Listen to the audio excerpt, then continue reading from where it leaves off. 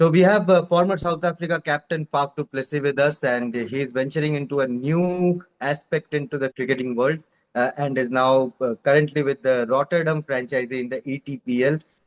Firstly, tell us how did this all happen? Why ETPL? Why Rotterdam franchisee? If you can explain to that. Yeah, thank you. Look, first of all, when we're very lucky to play the game in some amazing places around the world. So I've seen some great places. I've played in some great teams, and very lucky to be have that as a part of my journey. When this came across my table, the first feeling I had was excitement of the raw potential that there is. First, as a player, when you go to play in new competitions, you want to go to places that are, that you haven't been really before, because, as I said, there's so many leagues around the world now. And the exciting part of this one was you've got some great countries, Netherlands, Ireland, Scotland, amazing places to go and visit, take your family with, and also to be a part of what they are trying to do in their own cricketing sphere of cricket in Europe, and how that's gone over the last few years. What amazing World Cups we saw from those countries. So that was exciting. And then the second part was the ownership conversation. Was really for me was the I see the potential in a tournament like this being played in so many around the world. I see what it's done to local cricket. So that is exciting when you are part of something that is gives you a little bit more purpose than just going to play and just being a hired gun all around the world and trying to go in, play, get out, leave. This does give you more purpose. And so very lucky that myself and Heinrich Klaassen is in a similar boat. We play cricket all around the world, and choosing competitions that really has a value where you feel there's a little bit more purpose. So big answer, but yeah, the ownership still very much playing and want to be a part of playing. So myself and Classy will be both playing and being part of the ownership group. But just seeing some of the other names around the world that was interested in this league was also something that drew my attention of why all these names interested. And then you feel like, why not? Should we be a part of that as well? In terms of you feel like there's a lot of Australians involved. There's quite a few New Zealanders involved, and it creates an opportunity for us from a South African perspective to also put our shoe in the race. So yeah, all in all, just really exciting to see what the potential of this tournament can be. It's a lot of people will say like, why there? Why in Europe? It's not necessarily the biggest followed cricketing nations in the world, but that's the opportunity that it creates. I've seen in other countries that I've played in. If you have a good product, if you bring world class players, the fans will come, the people will watch, the product will be good. You just got to make sure you tick all those boxes. My next question is that Rotterdam is known for the gateway of Europe. You have played with so many franchises all over the world, and they try to build a connect with the local community, bring that belief system in, and also play some good competitive cricket. What's your vision? Like, how do you want to instill that belief within the community, the local community, and also while being competitive out there on the field?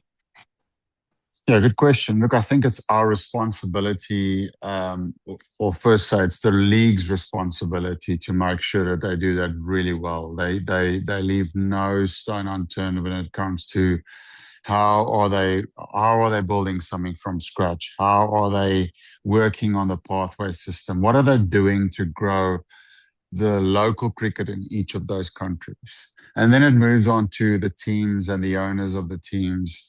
And then that responsibility lies exactly the same. Like, what are we doing to make sure that we just don't go into Rotterdam 3-4 weeks of the year, go in, go out, and you do nothing apart from that? The responsibility then lies, what can we do to grow local cricket? What can we do to create awareness? What can we do to bring fans into the games? And then I think lastly, it's important to build a core of players that your town is already familiar with, you know. So obviously Netherlands cricket, there's been some really good cricketers that's come from it. So therefore lies the responsibility to get the core of our team to make sure that it comes from there so that the people at least the fans feel that they are represented really well with local players. So that's important for us from a recruiting perspective. And then using our South African affiliation, not just with overseas players, but also some of there's quite a few players around the world in associate nations, but also in the Netherlands team and around. That's also got some South African connection there. So we'll make sure that we pull into that as well. Faf, now that you are an owner, there has to be the checks and balances in your mind. You'll have to look at the profitability as well. Uh, how do you make Rotterdam as a franchisee sustainable that wise while also being competitive on the field? Of course, the stars, international stars Mm, like yourself, Klassen, they will bring you the eyeballs, but at the same time, you need to develop players as well, as you said about mm. bringing that connection with the local people out there in Rotterdam. So, what's your vision there? Yeah, the vision is just to get a class product. And I think that, you know, with the league, that's really important is what can every team do to make the league as world class as possible. And world class in different countries can mean different things. You can't compare the product of the IPL to this. It's a different product. So how can you maximize this as best as possible? How can you make sure that the stadiums are in great condition? How can you make sure that the fans engagement when they come to the matches, what are they experiencing? And then how do you bring fans to the field? I mean, if you can do all of these things, then in time you will grow the game. If you can create more eyeballs and more awareness and more people coming to the venues, Mhm. then a byproduct of that is the league will grow financially. But I think as an entry point to go money, money, money, money, I think that's not really what the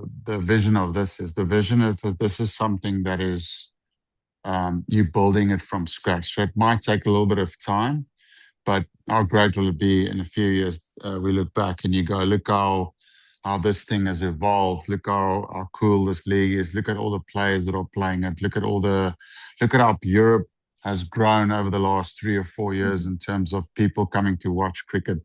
And then only really, I think then money becomes a conversation then.